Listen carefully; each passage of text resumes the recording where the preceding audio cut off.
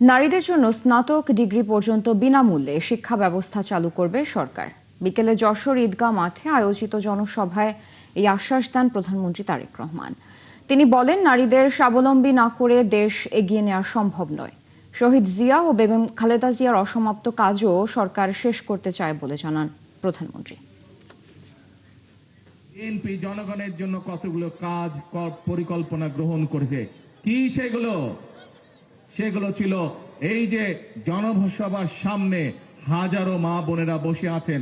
আমরা বলেছিলাম এই মা বোনদেরকে অর্থনৈতিকভাবে স্বাবলম্বী করে গড়ে তুলতে চাই, কারণ বাংলাদেশের জনসংখ্যা হচ্ছে 20 কোটি এবং 20 কোটির জনসংখ্যার অর্ধেক হচ্ছে এই নারী সমাজ।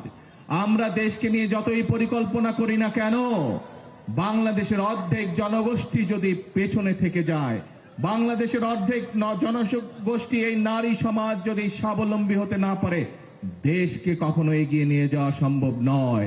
সেজন্য এই নারী সমাজকে স্বাবলম্বী করার জন্য আমরা ফ্যামিলি কার্ডের কথা বলেছিলাম, মনে আছে আপনাদের? এবং আল্লাহর রহমতে সরকার গঠনের সাথে সাথে 1 মাসের ভিতরে আমরা ফ্যামিলি কার্ডের পাইলট প্রজেক্টের কাজ শুরু করে দিয়েছি।